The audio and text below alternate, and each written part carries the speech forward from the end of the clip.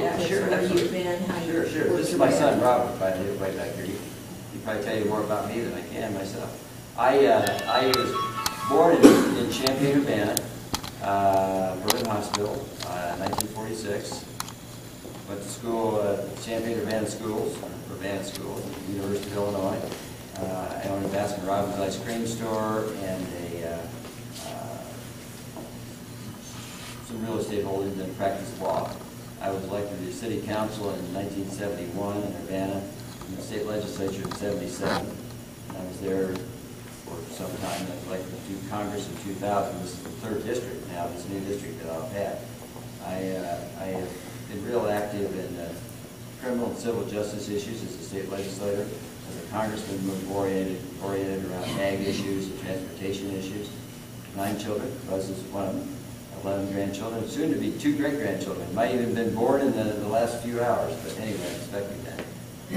I fundamentally a conservative, but I guess I would consider myself a balanced conservative, pragmatic conservative. I pretty much a hands-on individual, hands-on candidate. I've had scores of elections and I've never lost one, so that's I guess a little background. And many people say you've been in office a long time, but it's about time to eliminate that. I said, well, the best form of birth control, term limits are the people. And so I guess I submit myself to the people. There are a lot of sacrifices involved in the job. I think a lot of you know that. I mean, there's a lot of sacrifice in the job in public service, but there's also a lot of many rewards. You balance it all. And from what I gathered already, you were for the immigration issue. Are you pro-life? Yes, pro-life, strongly support family values. I have a 100% voting record for 40 years. Virtually no exception on every one of the issues that are in that whole arena. My internet, you can go to James Dobson and AFA and otherwise, those are people that I have a lot of respect for and their background. What was your question for your phone ring? I'm sorry, I invited the guest up. That's okay, no problem. Yeah, basically, regulation-wise. Oh yeah, I know what you're saying, regulation. Yeah, we passed a score of bills in the House to defang the EPA, to defang the various regulatory agencies. Not because all of what they're doing is so adverse, but because when you make public policy, it ought not to be made by unelected bureaucrats, it ought to be made by elected officials. I mean, Nancy Pelosi is far left, so is Barney Frank. But they're responsible to, or accountable, have to be, to 714,000 people. So they're going to be more willing to seek some kind of a middle ground than Lisa Jackson is at EPA, or Tom Vilsack is at USDA, because they're not responsible to anybody except the president. And to me, it's something we've been working on. As long as President Reed is in control of the Senate and Obama's in the White House, they're not going to defang their own agencies. And frankly, it's not just a Republican or Democrat issue. The Bush administration had many regulatory excesses too. Likewise with the deficit. The Bush administration and the Congress spent too much money. So while it's certainly been apples and oranges in some ways, I don't want to stand up here and say this is a Republican or a Democrat issue. It's an American issue. Scott Morano and I are good Republicans, but I think we would both say that we've got some faults within our own process that we need to address. Frankly, the greatest counterpoint to inside the Beltway, big money excess is this gentleman here, is local media who will let us know, they'll let the people know where we're coming from. And but for that, we'd be doomed. Jim, the million-dollar question is how long do you think it's going to take to get the economy really rolling again, or what's it going to take? Well, I think one of the things it's going to take is more certainty in terms of taxes, in terms of regulatory policies, in terms of incentives. I think you've got to have more certainty in the process, and we don't have that right now. I think it's going to take, I hate to keep going back to this issue, I think it's going to take you have to take a quote-unquote free market position to the marketplace, so to speak, and that has redounding effects on the whole economy. I don't see unemployment being down 8.3% or maybe up to 9.1%. That's unacceptable. And as long as we have a national debt that continues to grow, then I think that we have a iceberg waiting for the Titanic.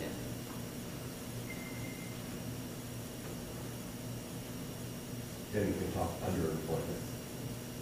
Unemployment, you're probably talking about 20%. This is the most educated high school student I've ever met in my life right here. He came out and asked me questions I couldn't even answer. We appreciate it. He came out and met me at the Hillsborough parade. And I just want you to remember, because someday I'm going to be president. You probably will. You're just not old enough yet. You got to be 35, man. To ask you, we gonna beat Minnesota tomorrow? No, we're gonna beat them tomorrow. Beat them Saturday. Don't we play Saturday? Yeah. There? Yep. We'll lose. We need to win that game. I think you got a question. I was just ask about, we've seen a lot of the news about Iran and how it's, that it's getting a little bit escalated with that, and the possibility of sanction for the Yeah. trade. Right, sanctioned trade, right. But I didn't know what, if that had taken effect, or I heard there's multiple loopholes in it to get out. Yeah, I was actually one of the sponsors of the bill. Sure, the loopholes. And eventually, when you're talking about the executive branch of the government, Department of Defense, Congress can only do so much. You've got to have the Department of Defense and the infrastructure, military infrastructure of the force that we have. It's difficult. I'm the person who doesn't believe that America needs to send its troops all over the world to become the police officer of the world. It costs money, it costs lives, and I think it's ultimately counterproductive. But if there's a nuke in Iran, I guess the jury is out.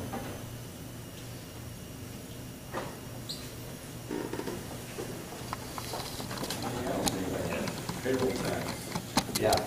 I was actually one of 7 Republicans who voted with the Democrats to get this ball out of our court temporarily. And there's a lot of faults with the unemployment compensation system, with the payroll tax cuts, as well as the Medicare doc fix. But you don't do it on a 12-hour notice. And I continue to say we cannot continue to have these crises that go right down to the end. I think the payroll tax, when it expires here in February, will be extended probably through a 12-month period, another 10 months. The feeling is that it will generate money for the economy. The downside to that is, the reason I voted against it in its first form was because it drains money from the Social Security fund. So that's a big deal. Unemployment compensation, there has to be a limit at some point, and it can't morph into a welfare system. But when we have almost 90% unemployment, nearly 19% underemployment, we have to put a finger in the dike, at least temporarily. So I think all those things in the doctor fix and Medicare will probably be extended for at least a 10-month period, would be my guess. But as I say, there's a lot of times issues like the Hillsborough Hospital, the VA hospital over there, or the 255, or otherwise that don't make the headlines, but as you know, they're awful important in both communities.